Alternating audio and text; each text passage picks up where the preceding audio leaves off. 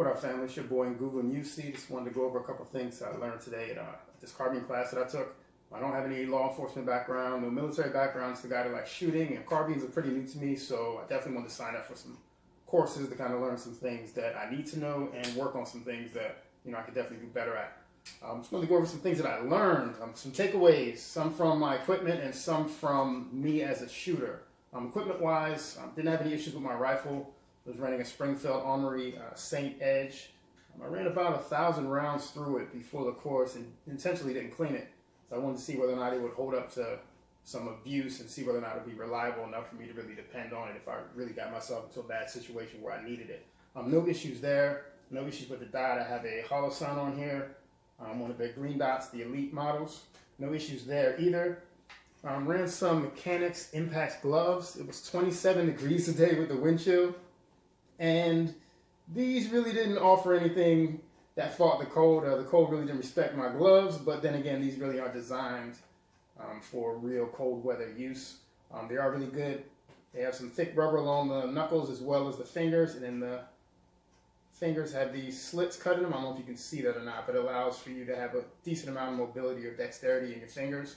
Trigger fingers on both gloves don't have that, just to make sure you can really, get a good trigger press, which is good. Inside is rough and thick enough that when you're shooting an AR, which it does get hot, it offers you some protection against the heat without, you don't have to worry about burning your hands. But that 27 degrees a day, it was laughing at my gloves. Mag pouches worked really well. I have some S-Tech Kaiwis, good enough retention that my mags weren't falling out, but at the same time, I was able to get my mags out without too much issue. I didn't have to yank too hard or do anything crazy to get them out. Maxpedition roly-poly dump pouch worked really good for holding some full mags as well as partials and even empties when I was doing just some admin stuff. So all of my equipment really worked well. I wish I had done some more thinking about my glove selection, but then again, I'm not sure if I went with a thicker glove, would I still have the same dexterity, so we'll have to figure that out, but I'm sure some of you can kind of give me some ideas on that. Me as a shooter, I learned some things that I really didn't realize. I'm extremely right-eye dominant.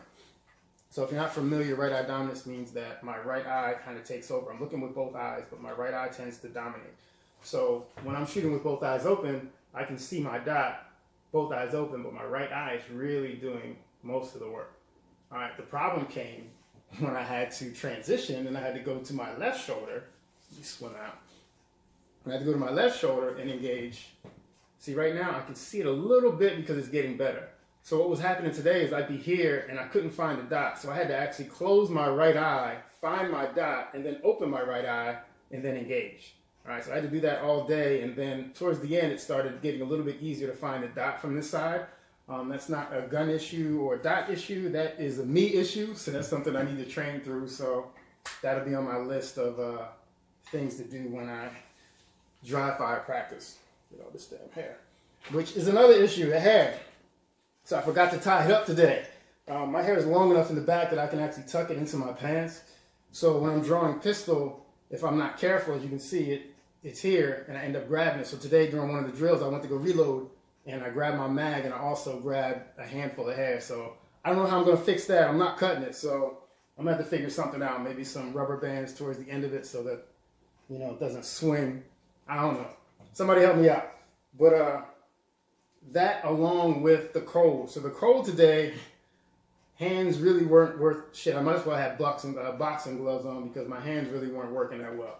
So I had some issues when I was trying to reload where I would hit the mag release, and I guess I wasn't engaging it all the way in like I thought I was because I couldn't really feel anything, and it's harder to push when it's cold like that. So I had some mags that were getting stuck. They were just kind of sitting. They weren't all the way seated, but they were just sitting in the mag well. So I go to reload and I have another mag there, so now I got to try to strip it out and then put it in. So that's something I really need to be more mindful with in the cold and just in general to make sure I'm really actively engaged in that mag release to make sure that that mag drops free. Again, that's a training thing, something I need to work on. Add it to the list. Again, I'll take suggestions, whatever information that you guys can offer. The other thing that I had issues with was round count. So one of the drills, you had to engage targets. So the instructor there were 4 to 5 targets, and they were all numbered, and then they also had an index card, so a colored index card. I'm colorblind, so on the video, you'll see him pointing because when he said yellow or orange, those two cards kind of look the same to me. So yeah, I'm handicapped. So my issue there was during one of the drills, we're moving backwards. You had to engage the targets behind cover, and then when he told you, you had to move to the next cover position. But while you were moving to the next cover position, you had to fire on whatever target he called out. So that was fine. I go to move, figure out where my target is. I start moving. I'm engaging the target, and then I run out of ammo. So now I'm halfway between the cover that I left and the cover that I'm trying to get to. No ammo in the gun. It's a bad day, right? So that's something I need to be more mindful with before I leave cover. Make sure I at least check to make sure I have enough rounds in my gun, or just top it off and then call it a day. So that was something that was definitely an eye-opener. You don't want to be out in the middle of a gunfight and not have bullets in your damn gun. So either way, I don't want to make this too long. I just want to share a couple things that I learned today.